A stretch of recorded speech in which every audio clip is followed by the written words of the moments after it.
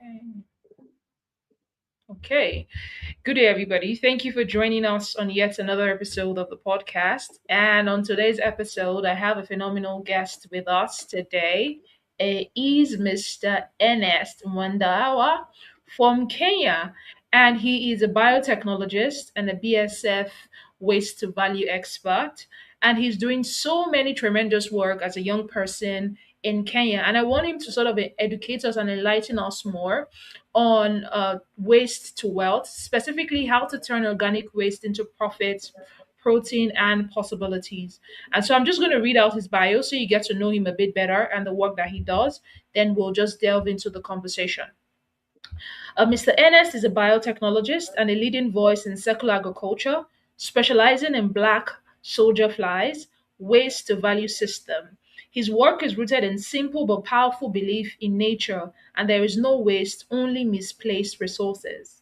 He has led innovative projects that covers organic waste into sustainable protein, organic fertilizers, using BSF technology. He has successfully integrated these solutions into poultry production, low cost, climate resilient, and eco friendly farming model that has both practical and scalable across Africa.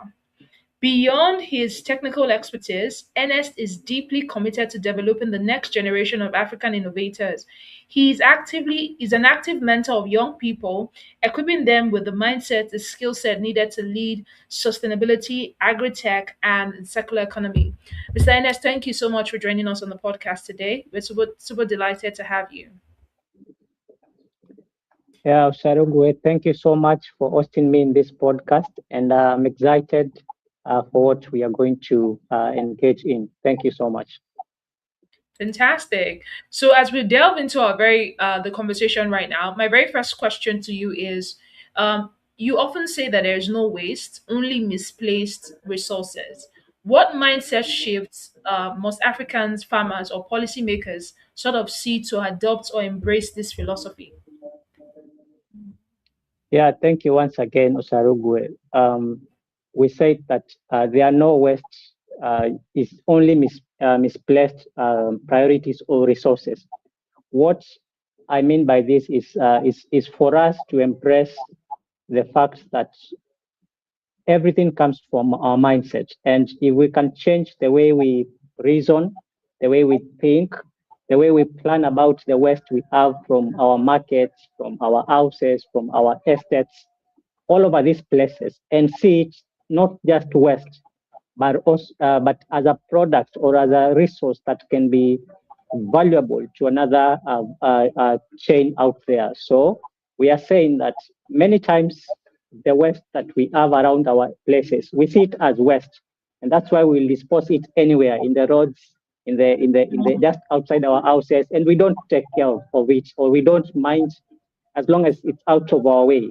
But we need to change that mindset of disposal thinking and start thinking in terms of resource thinking. So I believe that right from the farmers, right from our neighbors, right from the policymakers, we need to see this waste as a value, and that it can be valuable to power our food system, to power our agricultural systems, and bring solutions that are remarkable to us, to our environment, to our animal production systems. And I believe that's the kind of mind that we need to embrace. Yeah.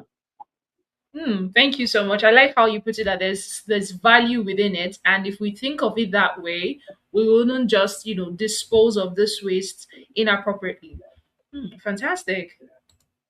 Yeah. So, from your own standpoint, what problem in currently in the food system made you sort of committed to the black soldier fly technology as a solution? What problem did you see? What gap did you see that sort of made you committed to the black soldier fly technology as a solution? Yeah, thank you. The problem that I noticed, I mean, just before I graduated in my final year, was the challenge we have as a society and as a country. There's a huge unemployment issue. That's just one Mm, of them. The other Okay. one was the problem with organic waste from the markets, from the open markets, from the estates. Not many times it's just left to decompose out there, and it Mm, becomes a problem, or it becomes a challenge, even because many times it's left for the municipals or the county governments to handle it after we dispose it, but they are yeah. not really consistent with collecting it, with disposing it. So many times it's just left out there to rot there. And if you look at the effects that it causes to our environment, or even the exposure it can have the people around that waste, it can cause infections. And True. also the other thing that maybe made me to commit was to the there is a need, there's a pain that many farmers come across, and this is a pain for while they are doing their productions. You find that Mm-hmm. the cost of feeds have really skyrocketed in the last True. 5 to 10 years. So you find many farmers are leaving their enterprises. Many farmers are no longer doing whatever they were doing because for the fact that these feeds have skyrocketed, and they cannot manage again to continue with the farming. So for me, it was kind of connecting these ideas that this waste is a resource, we can tap into it, bring value out of it, and also maybe create the protein, that is the larvae from that we generate from using the black soldier fly, and we can be able to feed our animals, our poultry, hence Mm. reducing the cost of production in that area. Yeah, thank you. Wow. So it's like the challenges you had seen, they were multi-layered. There was the unemployment issue, and there was also an environmental sort of issue, like, oh, the way waste is disposed indiscriminately outside, that could also invariably cause like health hazards or damages to people. And you also wanted to create like value so that people would have access to employment opportunity. And then talking about That- like the feed cost reduction as well. That's also something good because most farmers that are into animal husbandry, I think one of their the most expensive costs that they face is feed for their livestock. yes, that's right. That's right. Mm. And even crop producers as well. Another very expensive cost that they have to incur is having to deal with fertilizers. And so your solution is Yeah, like a dual thing. So even if you're within crop production space or animal husbandry space, there's also something for you there as well. Wow, that's really that's right. good. Really, really good. Yeah. Okay, so my next question to you at this time is, can you sort of walk us through how the BSF actually works, like from the waste collection to protein to the fertilizer production, and also what would you say has been the biggest opportunity for local entrepreneurs in this space, if there's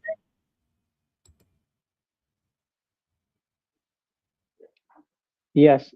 So for the black soldier fly, how it works is that we first have to, or we identify, because we personally I'm in Kilifi, that is a part of Kenya, okay? the coastal region of Kenya. So the thing that we do is that we identify or we collect our waste from the dumping site where they when once they've collected the waste from the markets, from the estates, from the restaurants, we uptake it now from the dumping site where we go there with our barrels. That's where we carry them. I mean, we pack the waste. Of course, there's the sorting part where we remove the plastics on the side, the glasses, anything that is inorganic we put on the side, and then we remain with only organic parts. So once Mm, we've added the organic part, that is organic waste, now we take it to where we have in our production, black soldier fly production. Now this waste is it can be assorted based on, because sometimes waste is mixed up. There are fruits, there are food waste. So yes. we kind of sort it to ensure that we have a balanced kind of substrate. That Mm-hmm. substrate now we feed it to the young young larvae. That is the 5-day-old black soldier fly larvae. Okay. So once these insects are fed to that waste, they feed on it.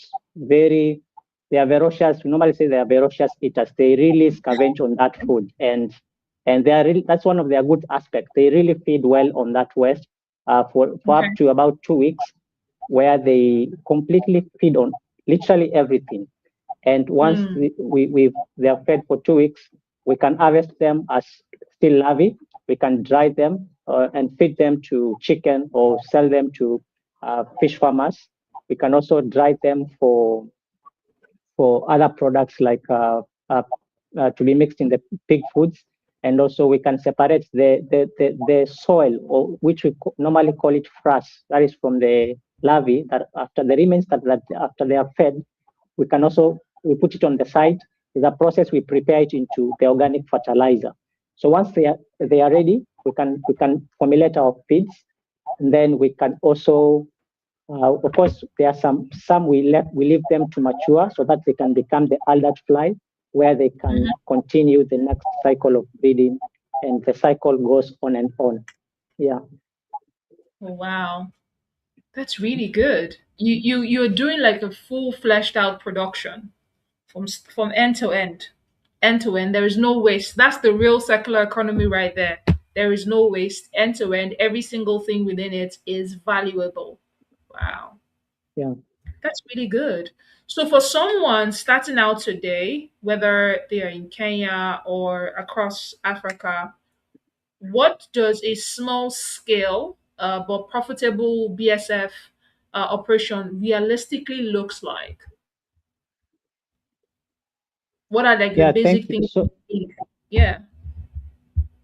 yeah, for someone who is starting, and whether it's here in Kenya or any other country within our region, that is Africa, I Yeah. believe they can start small, because I usually encourage people. Sometimes when you look at the large scale production of BSF, you kind of tell yourself that this thing maybe is so huge for me and I'm not into it, Yeah. and they just leave it, and they tell themselves they can't do it. But I normally say uh, you can start small. You can start with the materials that are locally available at your home or just within your area. You can put up a small structure. I remember 2 years ago when I was starting just from campus, I put up just a small house of, I think, maybe 4 by 3 meters or something like that, a very small structure. And because there was that will just to start it and use the materials that were most of the materials I just found them locally within my area. So for anyone who wants to start today black soldier fly production, first use the materials that you need. Maybe you can use basins, or you can use jerry cans. You can split them to form they become your feeding trays, and also Mm. use maybe locally available timber or wood to put up structure. And also uh, the other thing is maybe you can also try and learn uh, uh, about the production itself, the process itself, learning about black soldier fry production. There are a lot of videos online. You can also go for training. And I believe that's why we are here. We can reach out to someone who has before, go for mentorship, train, learn, and then now you can practice it. Yeah, thank you. Wow, thank you so much for sharing that. I like how you talked about the fact that even as much as you want to create a solution, there's that place where you need to learn and then be really good at it in so that you're able to create a solution sustainably. So thank you so much for Yeah, sharing that as well. Uh, so yeah. there is no work or enterprise that doesn't come with its own challenges. And you doing this for quite a while, what would you say are some of the biggest barrier, whether it's like technical or financial or even cultural, that sort of prevents BSF adoption, and how do you foresee that these kinds of situations can be maybe overcome or managed? Yeah, thank you. There are always challenges and barriers or problems in everything that we practice or we do out there. And when Yeah. it comes to black soldier fly production, it is not an exception. There are challenges, and one of the most common one is the challenge for the misconception just about insects. I mean, Mm. people have that mentality or in their minds that insects are dirty, they are like a nuisance to them. These flies, they don't like really the idea of just associating or working closely with insects or the larvae, that is the maggots themselves. So when people have that Yeah. picture, that mind of the larvae, I mean, how can I be dealing with larvae with me? So they're like, no, I can't touch them. I want to be far from them. So there's that misconception. Yeah. But again, as you can see, when you look at history, many years ago, our Mhm. forefathers, they used to feed Yes. on some of just like when in our region when it's a rainy season, there are some tiny, we call them termites. When they only come at the time that we have rains here, and they are a kind of a delicacy to some communities, of course, not all. And you find that our forefathers, they used to feed on insects. They used to be a source of food or a source of protein to them.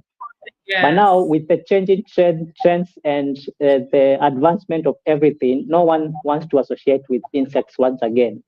But again, so Mm. that's one of the things, the misconception about insects. Another thing is the technical know-how about black soldier fly.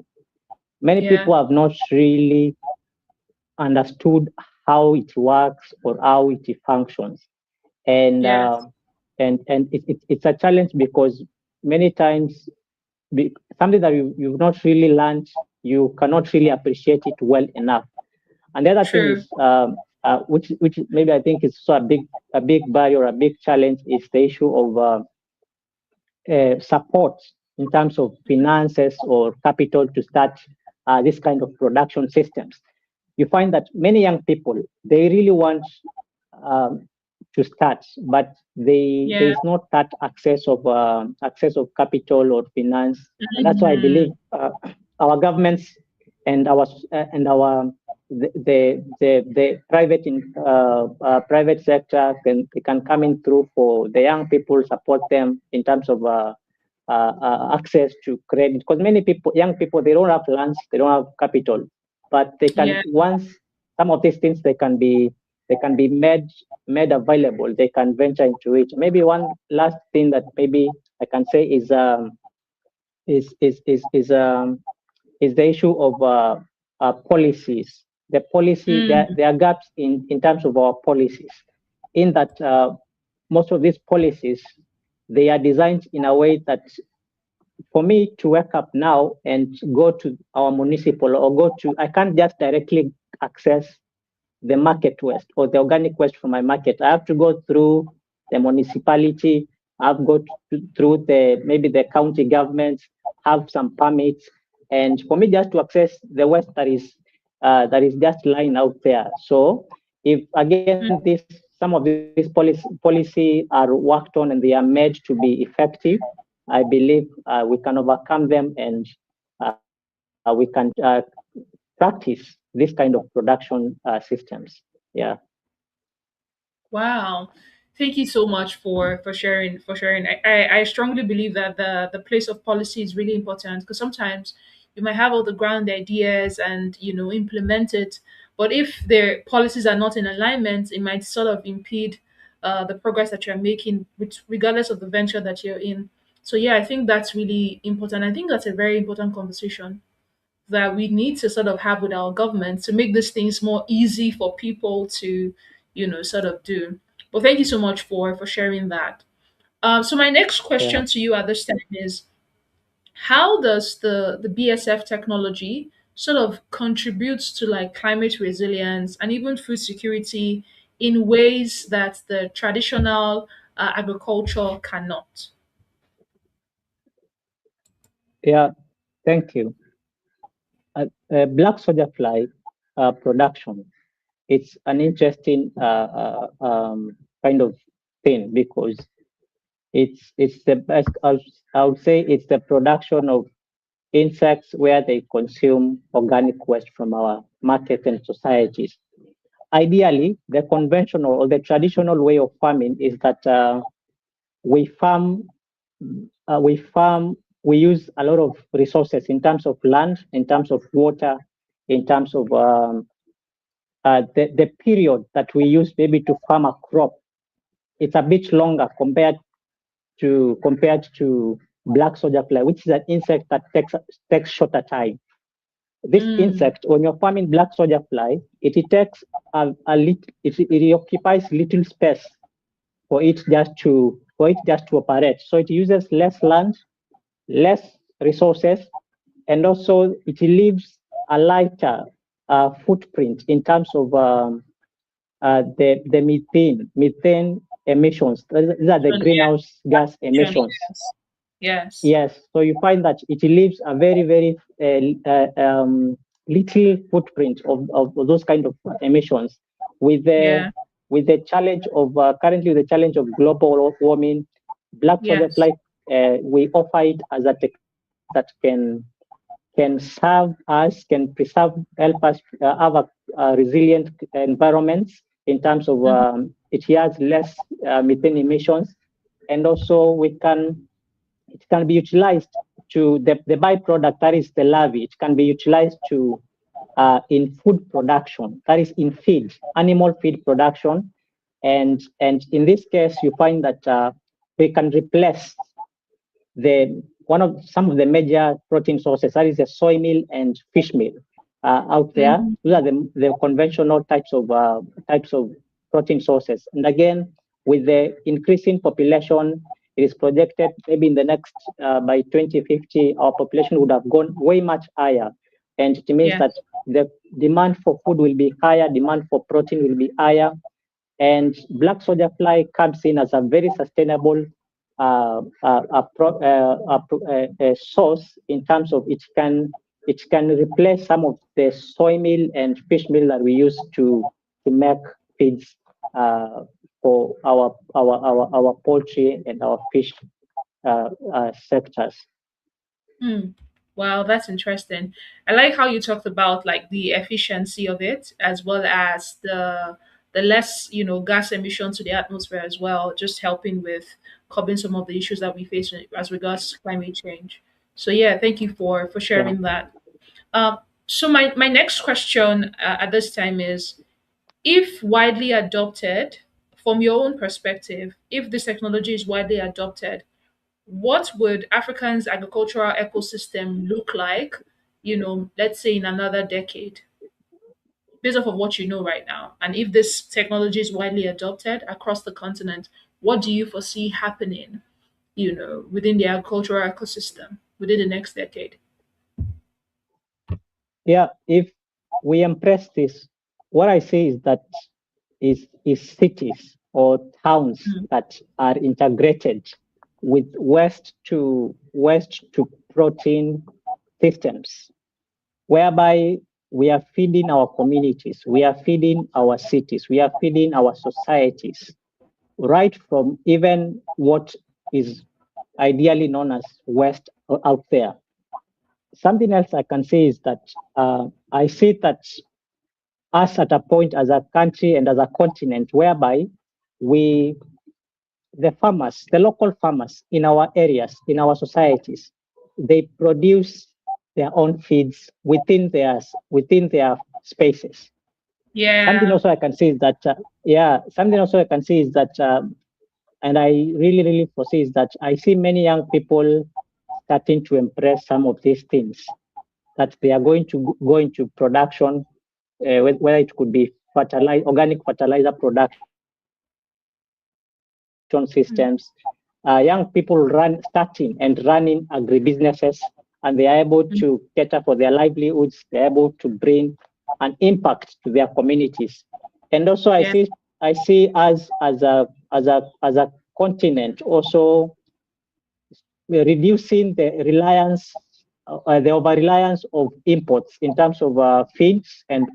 fertilizers from other countries out there. Yeah, Wow. Yeah, I think that really, if it's widely embraced, like you mentioned, there's going to be a lot of job opportunity created, whether it's yeah, people working within the businesses that will now embrace the technology as well, and also the more or less like the self-sustenance or reliability for farmers to be able to do things for themselves. So that's really, really, really good as well. So we Yeah. almost like our final question at this point. You're passionate about developing young innovators, and so what would you say are some of like the mindsets that young Africans should have if they need to thrive, particularly within the circular economy space?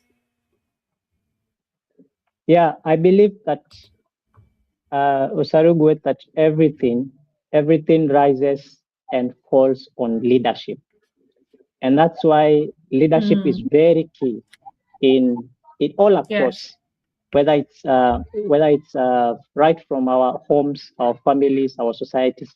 Leadership is very key, and that's why also Yeah. in my I would say maybe passion is I really also need to have an interest in developing my fellow youth out there, and in terms of they can adopt the mindset, they can adopt Mm-hmm. that the skills to overcome Yeah. challenges. And so these are some of these are skills like problem solving skills. These are the Mm-hmm. skills to start enterprises, the skill to run those enterprises, and skills in terms of how they think, in terms of Mm-hmm. bringing solutions to some of the systemic challenges and problems we have had over time. Yeah. Yeah, and the mindset is a mindset that says that we are here to bring solutions to our challenges.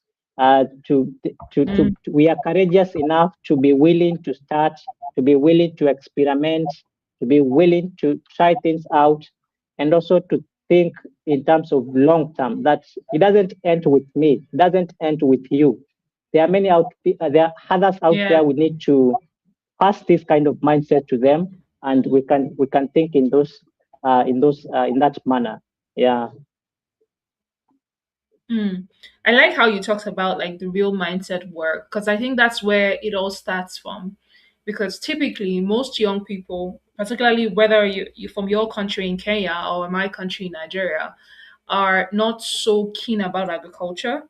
A lot of people still have the mindset that you can be in agriculture and live Yeah. a great life in terms of like all the resources you're Yeah. able to demand for yourself, and so people don't want to look at it. And so I feel like that Yeah. that mindset shift is like the beginning point of every other thing, and I agree with you on that. And so this would be Yeah. like my final question to you today, which is for a young person that is listening to us right now who may feel maybe overwhelmed or unsure where to start out, what would you say are key practical steps that they can take right now, this month, to begin their journey within the agricultural space, particularly, circular economy? Yeah. Thank you. Uh, that's young person out there who wants to start, or maybe they're thinking, how can I go about it? I think the first thing is to embrace the information, or to just learn the production, learn how this. We are talking about black soldier fly. How does it work? And the good thing Yeah. is we are living in a time where information is out there. Basically, if you ready to start, you can get started, learn. There are videos out there in YouTube, as platforms like this, where we are sharing our experiences and our stories. I believe any person can just sit down, can learn.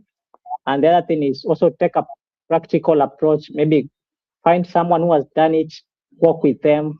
Again, understand it from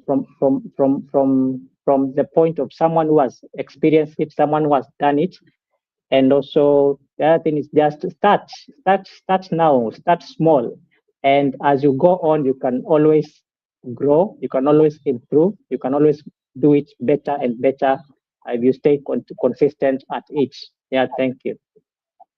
Fantastic. Thank you so much for sharing that encouraging word, which is start from the basics, start with what you have, start from where you are, and then try to get practical hands-on knowledge, and then practice, and you make, iterations as you go. Yeah, this is usually like the final question I like to ask every of my guests, which is, for a very young person out there listening to us that is still probably sitting on the fence. What I mean by that is they're trying to decide whether or not to go all in into agriculture, regardless of the niches within it. What would you say to that young person? It's what I can say to that person is just overcome that whatever thing is holding you back, or that kind of bridge you are in, you're this, whether to move forward or stay there or go back. Just try and overcome it. And Mm, the thing is, yes, there could be a very valid reason why you can't do it, but also again, we are here sharing our stories and saying that it's been done. It's not that we yeah. had everything easy for us, Yeah. or you had everything easy for you, that you are now doing this kind of things. No, there were challenges. And the thing is, if it happened for me, or if I'm trying something now, you too, you can try something out there and bring a meaningful impact to your life, to your society, and community at large. Yeah. All right. Thank you so much, Mr. Ernest. It's been really impactful and insightful, the things you've shared with us. And like I said to you, behind in the studio, I was saying to you that the work you're already doing in Kenya, it is really inspiring and motivating. I feel like more stories like yours should be shared so that more young people can see that there are people that look like them that are doing tremendous work within the space. And so Yeah. when they're having tough time, they can, relate, okay, that if Mr. NX, did it, I too, I would be able to do it. And so this challenge, or, this trial I'm going through as I walk through the process, will definitely pass. So thank you so much for coming in on the podcast today to share your story and share your journey with us. And we look forward to the amazing things that you keep doing for your country, Kenya, and also what you keep doing for Africa as a continent. Yeah, Osarugue, thank you so much. I'm delighted to be here once again to be sharing my experiences. And thank you for this platform. I mean, it's so great to have also a young person like you sharing, creating platforms like this where we can share our experiences, share our stories. And I believe that this should keep on going and keep on inspiring many people out there. So once again, Osarugue, I'm so grateful and thank you for hosting me. You're welcome. We're delighted to have you. Thank you so much.